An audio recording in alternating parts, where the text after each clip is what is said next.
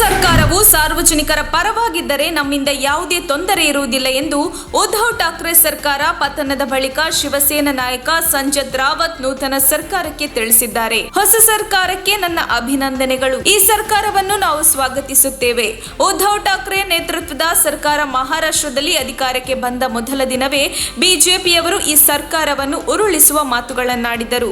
ಆದರೆ ನಾವು ಆ ರೀತಿ ಮಾಡುವುದಿಲ್ಲ. ಈ ಸರ್ಕಾರವು ಸಾರ್ವಜನಿಕರ ಪರವಾಗಿ ಕೆಲಸ ಮಾಡಿದರೆ ನಿಮ್ಮಿಂದ ಸರ್ಕಾರಕ್ಕೆ ಯಾವುದೇ ತೊಂದರೆ ಇರುವುದಿಲ್ಲ ಎಂದು ಹೇಳಿದ್ದಾರೆ.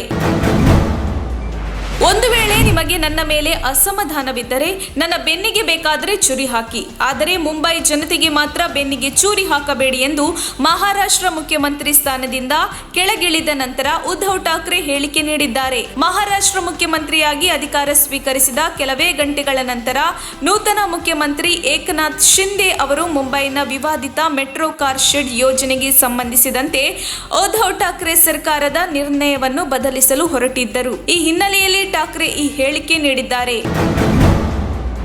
ಹಣದ ವ್ಯವಹಾರದ ಹಿನ್ನೆಲೆ ಸಹೋದರರಿಬ್ಬರನ್ನು ಅವರ ಹೊಲದಲ್ಲಿ ಕೆಲಸ ಮಾಡುತ್ತಿದ್ದ ಆಳು ಕೊಲೆಗೈದ ಘಟನೆ ಗದಗ ಜಿಲ್ಲೆಯ ಶಿರಹಟ್ಟಿ ತಾಲೂಕಿನ ಕೇರಹಳ್ಳಿ ಗ್ರಾಮದಲ್ಲಿ ನಡೆದಿದೆ. 28 ವರ್ಷದ ಮಹಂತೇಶ್ ಮಾಚನಹಳ್ಳಿ, 17 ವರ್ಷದ ಫಕೀರೇಶ್ ಮಾಚನಹಳ್ಳಿ ಅವರನ್ನು ಕೆಲಸದಾಳು 38 ವರ್ಷದ ಮಂಜುನಾಥ್ ದೇಸಳ್ಳಿ ಎಂಬಾತ ನಸುಕಿನ ಜಾವ ದೊನ್ನೆಯಿಂದ ತಲೆಗೆ ಹೊಡೆದು ಬರ್ಬರವಾಗಿ ಹತ್ಯೆ ಮಾಡಿದ್ದಾನೆ ಎನ್ನಲಾಗಿದೆ.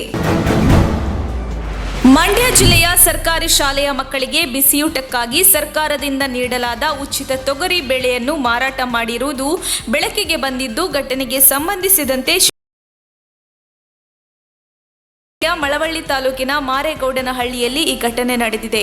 ಶಾಲೆಯ ಮುಖ್ಯ ಶಿಕ್ಷಕ ಕಾಳರಾಜೇಗೌಡನ ಮೇಲೆ ಬೇಳೆ ಕಳ್ಳತನದ ಆರೋಪ ಕೇಳಿ ಬಂದಿದ್ದು, ಶಾಲೆಯಿಂದ ಬಿಸಿಯೂಟದ 2 ಮೂಟೆ ಬೇಳೆ ಕದ್ದು ಅಂಗಡಿಗೆ ಸಾಗಿಸಲು ಮುಂದಾಗಿದ್ದು, ಈ ವೇಳೆ ವ್ಯಕ್ತಿಯೊಬ್ಬರು ಈ ಘಟನೆಯ ದೃಶ್ಯವನ್ನು ವಿಡಿಯೋ ಮಾಡಿ ಸಾಮಾಜಿಕ ಜಾಲತಾಣಗಳಲ್ಲಿ ಹರಡಿದ್ರಿಂದ ಪ್ರಕರಣ ಬೆಳಕಿಗೆ ಬಂದಿದೆ.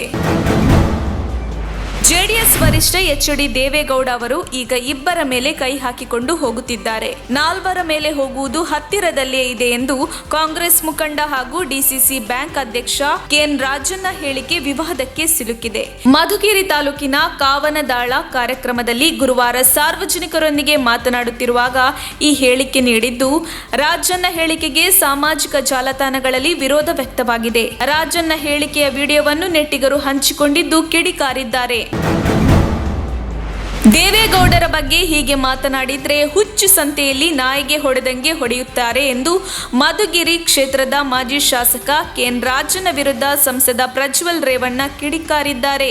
ದೇವೇಗೌಡರು ಹತ್ತಿರದಲ್ಲಿದ್ದಾರೆ, 4 ಜನರ ಮೇಲೆ ಹೋಗುವುದು ಹತ್ತಿರದಲ್ಲೇ ಇದೆ ಎನ್ನುವ ಕೆಎನ್ ರಾಜಣ್ಣ ಹೇಳಿಕೆಗೆ ಪ್ರತಿಕ್ರಿಯಿಸಿದವರು, ಮೊದಲನೆಯದಾಗಿ ಜನಪ್ರತಿನಿಧಿಯಾಗಲು ಲಾಯಕ್ಕಿಲ್ಲ ಅಂತ ಅವನನ್ನು ಮಧುಗಿರಿ ಜನ ಮನೆಗೆ ಕಳುಹಿಸಿದ್ದಾರೆ. ಲೆಕ್ಕಕ್ಕಿಲ್ಲದವರ ಬಗ್ಗೆ ನಾನು ಏಕೆ ಪ್ರತಿಕ್ರಿಯೆ ಕೊಡಬೇಕು?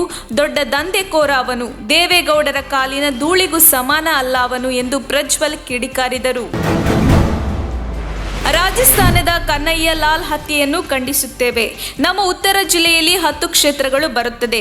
10 ಕ್ಷೇತ್ರಗಳಲ್ಲಿ ನಾವು ಪ್ರತಿಭಟನೆ ನಡೆಸುತ್ತೇವೆ. ಯಶವಂತಪುರ ಮಹಾಲಕ್ಷ್ಮಿ ಲೇಔಟ್ ಕೂಡ ಬೆಂಗಳೂರು ಉತ್ತರ ಜಿಲ್ಲೆಗೆ ಬರುತ್ತದೆ. ಹಾಗಾಗಿ ನಾವು ಪ್ರತಿಭಟನೆ ಮಾಡ್ತೇವೆ ಎಂದು ಸಚಿವ ಎಸ್.ಟಿ. ಸೋಮಶೇಖರ್ ಹೇಳಿದ್ದಾರೆ. ಸುದ್ದಿಗೋಷ್ಠಿಯಲ್ಲಿ ಮಾತನಾಡಿದವರು, ಸಿದ್ದರಾಮಯ್ಯ ಬಹಳ ಲೇಟ್ ಆಗಿ ಖಂಡಿಸಿದ್ದಾರೆ. ಅಲ್ಪಸಂಖ್ಯಾತರಾದರೆ ಬೇಗ ಪ್ರತಿಕ್ರಿಯಿಸುತ್ತಾರೆ. ರಾಜಸ್ಥಾನದಲ್ಲಿ ಕಾಂಗ್ರೆಸ್ ಸರ್ಕಾರವಿದೆ. ಕನ್ನಯ್ಯ ಕುಟುಂಬಕ್ಕೆ ನಾವು ಪರಿಹಾರ ಕೊಡ್ತೇವೆ. ನಮ್ಮ 10 ಕ್ಷೇತ್ರಗಳಿಂದ ದೇಣಿಗೆ ಸಂಗ್ರಹಿಸಿ ಕೊಡ್ತೇವೆ. ಅವರ ಫ್ಯಾಮಿಲಿಗೆ ತೊಂದರೆಯಾಗದಂತೆ ನೋಡಿಕೊಳ್ತೇವೆ ಎಂದರು.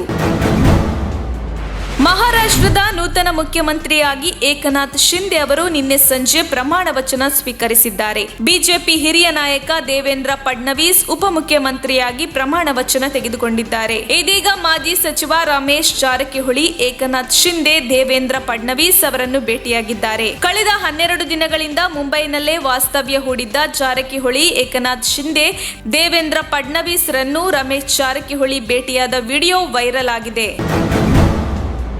ಟಿಪ್ಪರ್ ಟಿಪ್ಪರ್ ಲಾರಿ ಡಿಕ್ಕಿಯಾಗಿ ವೃದ್ಧೆ ಸಾವನ್ನಪ್ಪಿರುವ ಘಟನೆ ಬೆಂಗಳೂರಿನ ಸುಮ್ಮನಹಳ್ಳಿ ಜಂಕ್ಷನ್ ಬಳಿ ನಡೆದಿದೆ. ವೃದ್ಧೆ ಸಿಗ್ನಲ್ ಬಿಟ್ಟಾಗ ರಸ್ತೆ ದಾಟುತ್ತಿದ್ದರು. ಈ ವೇಳೆ ಬಂದ ಟಿಪ್ಪರ್ ವೃದ್ಧೆಗೆ ಡಿಕ್ಕಿಯಾಗಿದೆ.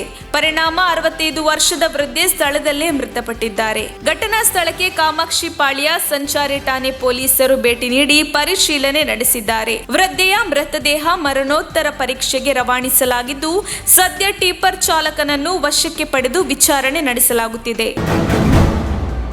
ತುಮಕೂರಿನ ಮಹಾನ್ ನಾಯಕರು ದೇವೇಗೌಡರ ಬಗ್ಗೆ ಅನಾಗರಿಕವಾಗಿ ವಿಕೃತ ಮನಸ್ಸಿನಿಂದ ವ್ಯಕ್ತಪಡಿಸಿದ ಅಭಿಪ್ರಾಯ ಅವರ ಸಂಸ್ಕೃತಿ ತೋರಿಸುತ್ತೆ. 2004ರ ಚುನಾವಣೆ ಕೊನೆ ದಿನದ ಪ್ರಚಾರ. ಬೆಳ್ಳಾವಿಯ ದೊಡ್ಡೇರಿ ಬಳಿ ದೇವೇಗೌಡರು ಹೋಗಿ ಪ್ರಚಾರ ಮಾಡಿದ್ದಕ್ಕೆ ಆ ವ್ಯಕ್ತಿ ಗೆದ್ದಿದ್ದು ಎಂದು ಮಾಜಿ ಸಿಎಂ ಕುಮಾರಸ್ವಾಮಿ ಕೆಎನ್ ರಾಜನ ವಿರುದ್ಧ ಕಿಡಿಕಾರಿದ್ದಾರೆ. ದೇವೇಗೌಡರಿಗೆ 104 ಡಿಗ್ರಿ ಜ್ವರ ಇದ್ದರೂ ಅಂದು ಹೋಗಿ ಪ್ರಚಾರ ಮಾಡಿದ್ರು. ಇದೇ ವ್ಯಕ್ತಿ ದೇವೇಗೌಡರ ಬಗ್ಗೆ ದುರಹಂಕಾರದಿಂದ ಮಾತನಾಡ್ತಾರೆ ಎಂದು ಕುಮಾರಸ್ವಾಮಿ ತೀವ್ರ ಆಕ್ರೋಶ ವ್ಯಕ್ತಪಡಿಸಿದ್ದಾರೆ.